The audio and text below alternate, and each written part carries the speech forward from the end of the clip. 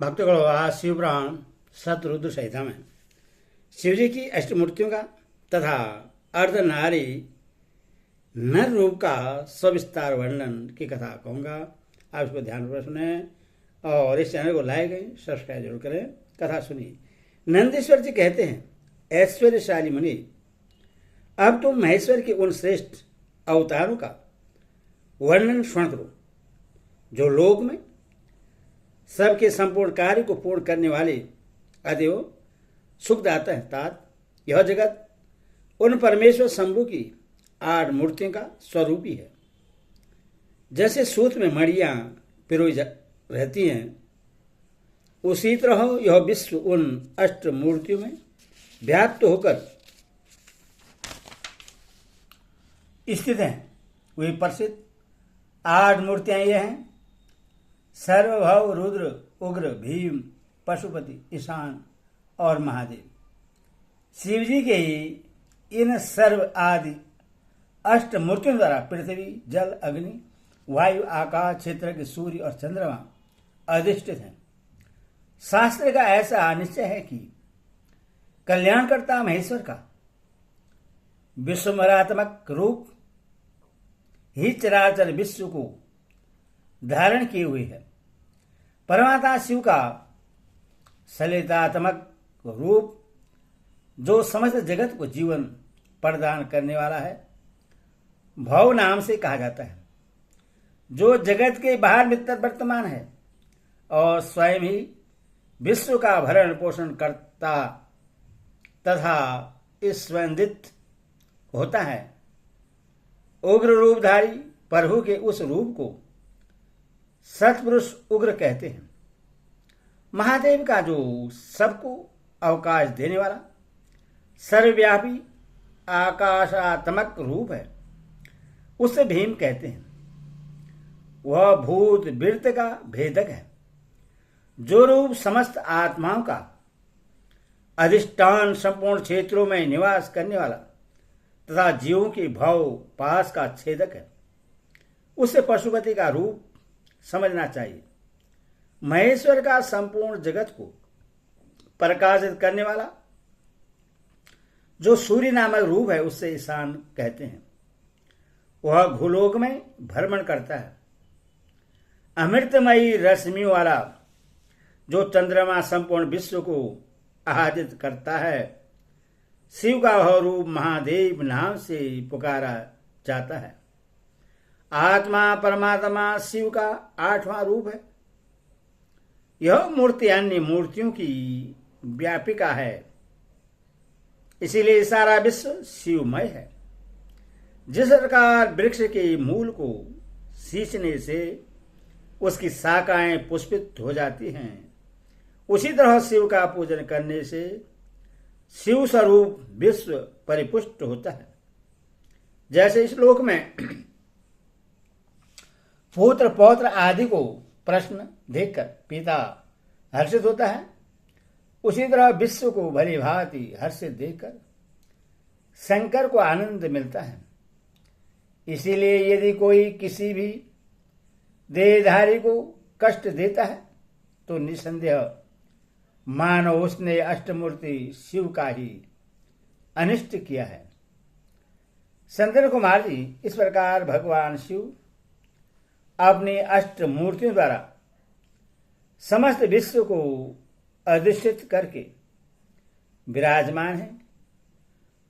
अतः तुम पूर्ण भक्ति भाव से उन परम कारण रुद्र का भजन करो। प्रिय संतन कुमार जी, अब तुम शिव जी के अनुपम अर्धनारी नर रूप का वर्णन सुनो।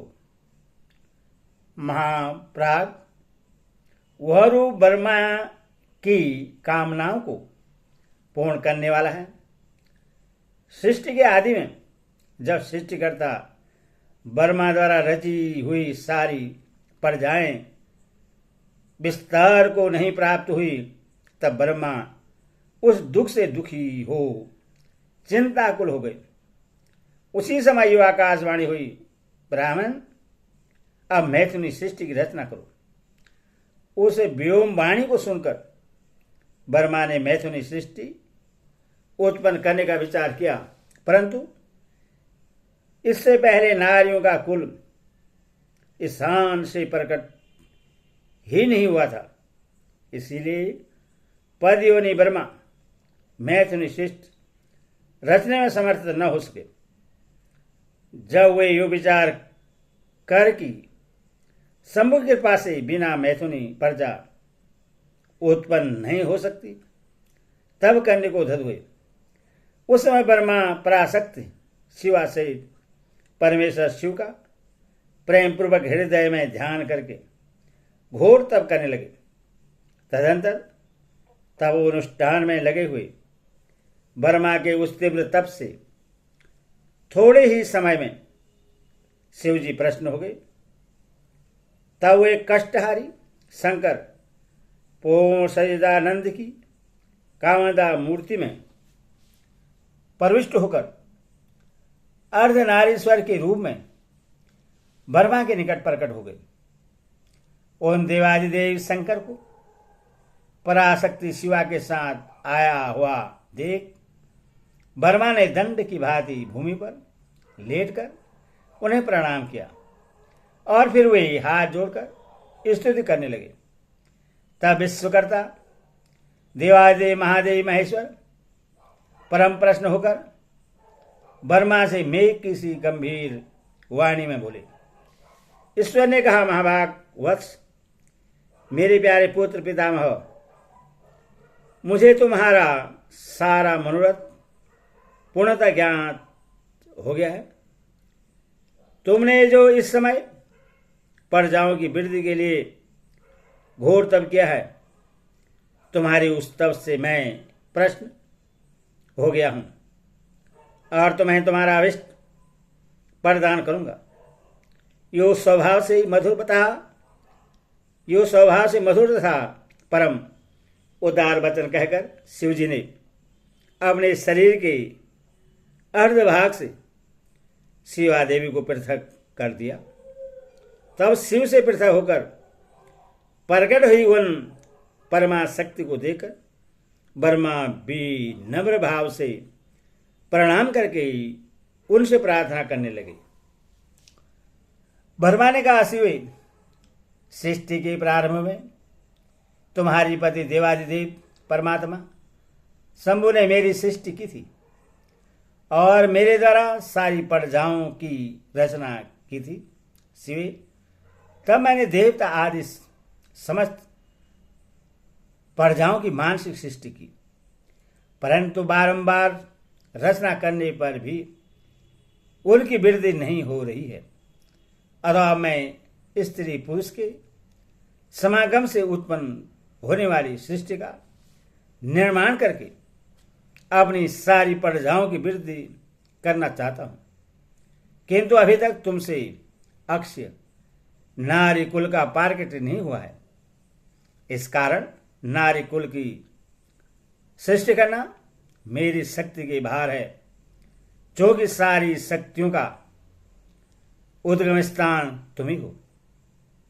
इसीलिए मैं तुम अखिलेश्वरी परमा शक्ति से प्रार्थना करता हूं। शिवे, मैं तुम्हें नमस्कार करता हूं। तुम मुझे नारी कुल की सृष्टि करने के लिए शक्ति प्रदान करो, क्योंकि स्वीप्रिय, इसी को तुम चराचर जगत की उत्पत्ति का कारण समझो। वरदेश्वरी, मैं तुमसे एक और वर की याचना करता हूं। जगत माता, कृपा करके उससे भी मुझे दीजिए। मैं तुम्हारे चरणों में नमस्कार करता हूं। वह वर यह है, सर्वव्यापिनी जग जननी, तुम चराचर जगत की वृद्धि के लिए अपने एक सर्वसमर्थ रूप से मेरे पुत्र दक्ष की पुत्री हो जाओ। ब्रह्मा द्वारा यो याचना किए जाने पर परमेश्वरी देवी शिवा ने तथास्तु ऐसा ही होगा कहकर वह शक्ति ब्रह्मा को प्रदान कर दी। सुतेरा जगन्मयी शिव शक्ति शिवा देवी ने अपनी भौं के मध्य भाग से अपने ही समान प्रभाव वाली एक शक्ति की रचना की।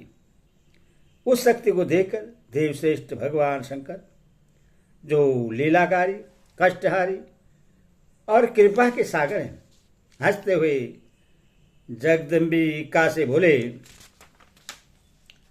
शिवजी ने कहा, देवी परमेष्टि, ब्रह्मा ने तपस्या द्वारा तुम्हारी आराधना की है, अतः अब तुम उन पर प्रसन्न हो जाओ और उनका सारा मनोरथ पूर्ण करो।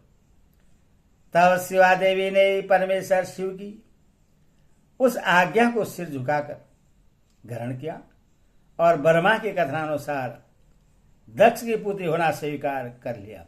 मुनि, इस प्रकार शिवा देवी ब्रह्मा को अनुपम शक्ति प्रदान करके शंभु के शरीर में प्रविष्ट हो गई।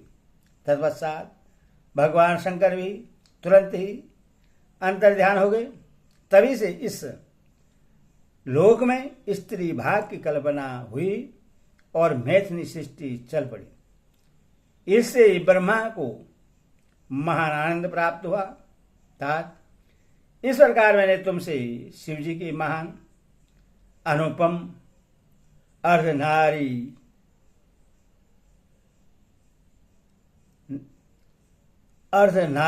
नराज धर्म रूप का वर्णन कर दिया।